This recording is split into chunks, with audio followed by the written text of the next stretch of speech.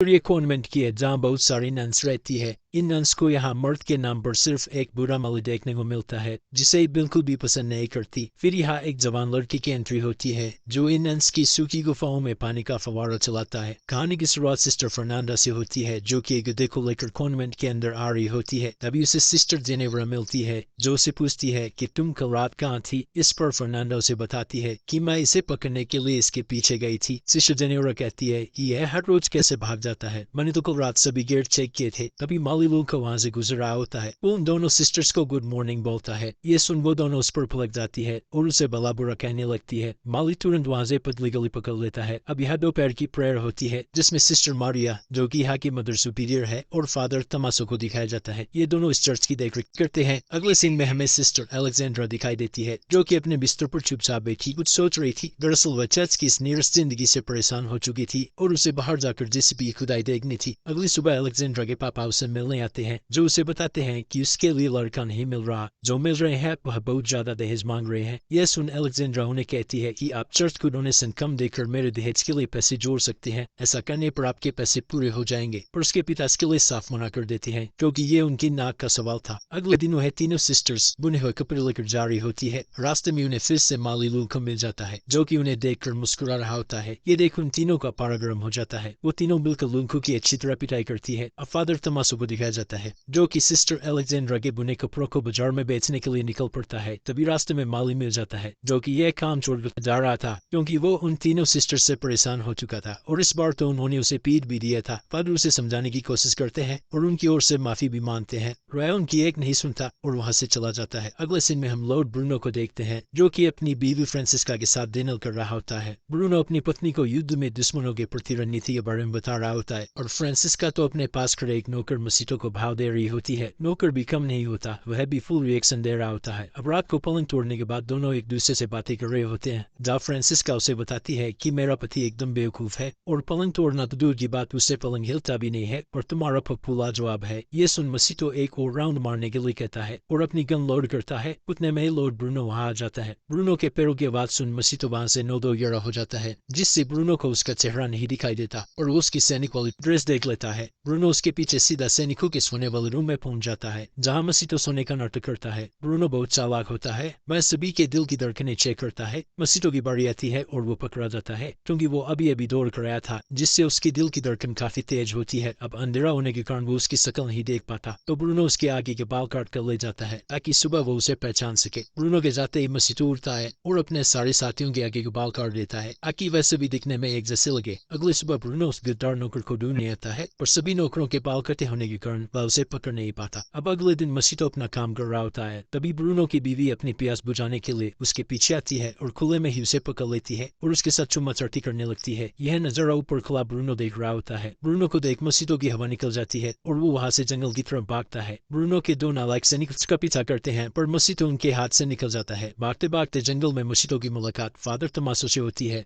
जो कि नशे की हालत में अपनी गाड़ी को उठा देता है जिससे उसके सारे कपड़े नदी में बह जाते हैं। मसीतो यहाँ फादर की मदद करता है जिससे फादर इम्प्रेस होकर उसे अपने साथ चर्च ले आता है क्योंकि वह फादर से रहने के लिए रात को ठिकाना मांगता है। रास्ते में फादर से समझाते हैं कि तुम गूंगे और बहरे होने की एक्टिंग करना, नहीं तो वहाँ की सिस्टर तुम्हें परेशान कर लेगी। अगली सुबह वह दोनों चर्च पहुंचते हैं। यहाँ फादर मसीतो की मुलाकात सिस्टर मारिया से करवाता है और वो सिस्टर को बताता है कि इसे मदद की सख्त जरूरत है और हमारे पास भी माली नहीं है, इसने मेरी जंगल में बहुत मदद की थी। यह सुन सिस्टर मारिया उसे माली की नौकरी दे देती है। अब अगली सुबह मसीतो अपने माली के काम पर लग जाता है। तभी सिस्टर फर्नांडा उसे देख लेती है और वह उसे अजनबी समझकर उस पर हथियार तान देती है और उसे अपने बारे में बताने को कहती है। यह देख मसीतो डर जाता है और गूंगा बहरा होने के कारण वह कुछ बोल नहीं पाता। तभी वहाँ सिस्टर मारिया आ जाती है जो फर्नांडा को समझाती है कि यह यहाँ का नया माली है और यह गूंगा बहरा है। उसी रात फर्नांडा की एक दोस्त मार्था उससे मिलने आती है। फर्नांडा उसे शराब के साथ अलेक्जेंड्रा के रूम में ले जाती है। यहाँ यह तीनों मिलकर शराब पीने लगती है और इधर बाद सिस्टर जेनेवरा भी उन्हें ज्वाइन करती है। अब चारों मिलकर खूब शराब पीती है और तल्ली हो जाती है। अब ये आपस में एडल्ट बातें करने लगती है। यहाँ मार्था उन्हें बताती है कि एक मर्द के साथ टपाटप करने में बहुत मजा आता है। वह उन्हें मर्द के साथ मिलने वाली चरम सुख के बारे में डिटेल में बताती है। मार्था की मोटिवेशनल स्पीच सुनकर ये तीनों लड़कियों के मन में कुछ कर गुजरने की चाह जागती है। सिस्टर जेनेवरा और फर्नांडो तो कुछ ज्यादा ही मोटिवेट हो जाती है। वह रुक नहीं पाती और थोड़ी देर बाद जेनेवरा के रूम में आपस में इंटीमेट होने लग जाती है। अब अगली सुबह अपना माली मासितो एक खड्डा खोद रहा होता है। तभी वहाँ सिस्टर एलेक्जेंड्रा पहुंच जाती है। वो उसे अपनी ओर आकर्षित करती है। अपने माली का बैकग्राउंड आपको पता ही है। वो इस मौके का पूरा फायदा उठाता है और उस नाजुक कली के ऊपर चढ़ जाता है। माली उस कली को फूल बनाने की पूरी कोशिश करता है, पर तभी चर्च की घंटी बज जाती है। सिस्टर एलेक्जेंड्रा को वहां से जाना पड़ता है। इस साइड जेनेवरा और फर्नांडो कपड़े धो रही होती है और पिछली रात के बारे में बात कर रही होती है। तभी सिस्टर एलेक्जेंड्रा वहां पहुंच जाती है। आज एलेक्जेंड्रा के मुंह पर अलग ही खुशी होती है। यह देख फर्नांडो से पूछती है कि तुम्हारे कपड़े खराब कैसे हुए। एलेक्जेंड्रा उसे बताती है कि उसने माली को खड्डा खोदने में मदद की थी। एलेक्जेंड्रा के मुंह की चमक देख फर्नांडो को उस पर शक होता है कि कहीं इसने माली से अपना खड्डा तो नहीं खुदवा लिया। अब फर्नांडो को भी अपना खड्डा खुदवाना होता है, तो वह अपनी दोस्त मार्था के पास जाती है और उसे अपनी प्यास के बारे में बताती है। तो वह उसे जंगल में ले जाती है।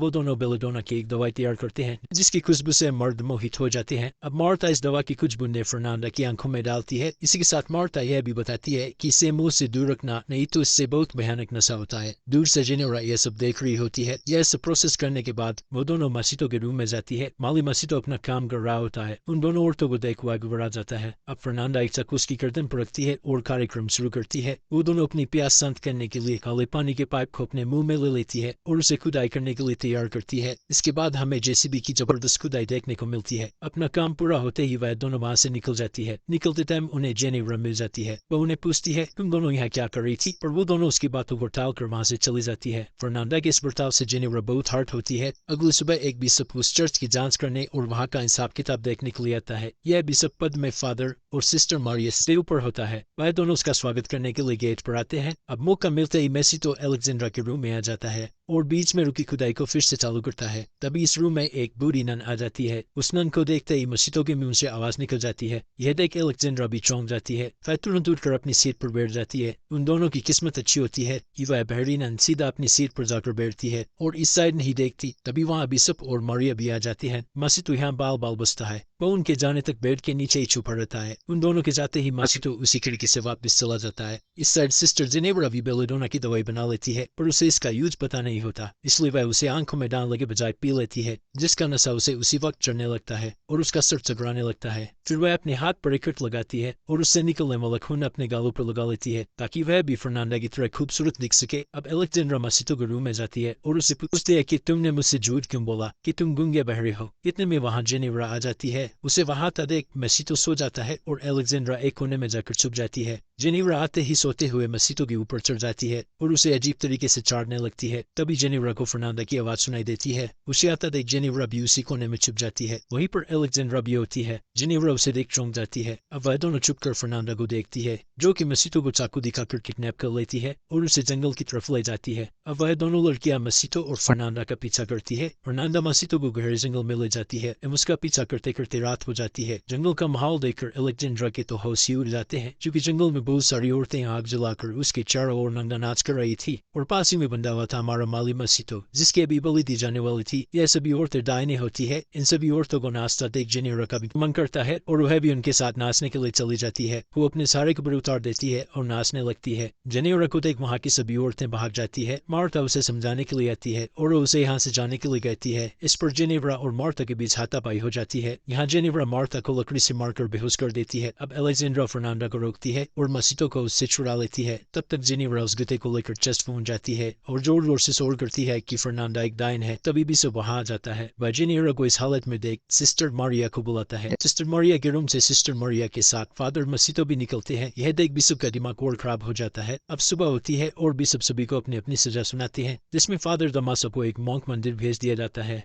जहाँ पर सिर्फ मर्द होते हैं। यही उनकी सजा होती है। वहीं बाकी सभी औरतों को मामूली सजाएं दी जाती है। मासितो को फिर से उसी के मालिक लॉर्ड ब्रूनो को सौंप दिया जाता है, जो उसे काल कोठरी में बंद कर देता है। अब थोड़ी देर बाद ब्रूनो आता है। वो उसे बताता है कि इसने दूसरी शादी कर ली है और पहले भी युगो सबक सिखाने के लिए सूर और कुत्तों के बीच छोड़ दिया है। तुम्हारे साथ भी कुछ ऐसा ही व्यवहार होगा और मैं तुम्हें ऐसी सजा दूंगा कि तुम मुझसे जान की भीख मांगोगे। इसके बाद ब्रूनो वहां से चला जाता है। मासितो अपने साथियों से उसे छोड़ देने की विनती करता है, पर वह दोनों उसकी बात को सीरियस नहीं लेते और उस पर हंसने लगते हैं। तभी वहाँ पर एक कछुआ आता है जिसकी पीठ पर एक मोमबत्ती रखी थी। वह दोनों सैनिक उसे देखने के लिए उसके पीछे चले जाते हैं। तभी पीछे से वहाँ तीनों सिस्टर्स आती है और मसीतो को जेल से बाहर निकाल लेती है। उसे अपने कपड़े पहना देती है ताकि उसे कोई पहचान ना सके और उस जेल में पुतला छोड़ देती है ताकि सैनिकों को लगे कि मसीतो अभी भी जेल में है। अब हमें जंगल का सीन दिखाया जाता है जहाँ सिस्टर मारिया और फादर मसीतो एक दूसरे से मिलते हैं और प्यार भरी बातें करते हैं। तभी उन्हें जंगल में हलचल सुनाई देती है। ये देख वो दोनों छुप जाते हैं। ये वही 4 प्यार के पंछी होते हैं जो खुन की तरफ जा रहे थे। उनके साथ ही फादर और मारिया दोनों एक दूसरे को किस करते हैं। इसी के साथ ही हम मूवी समाप्त होती है।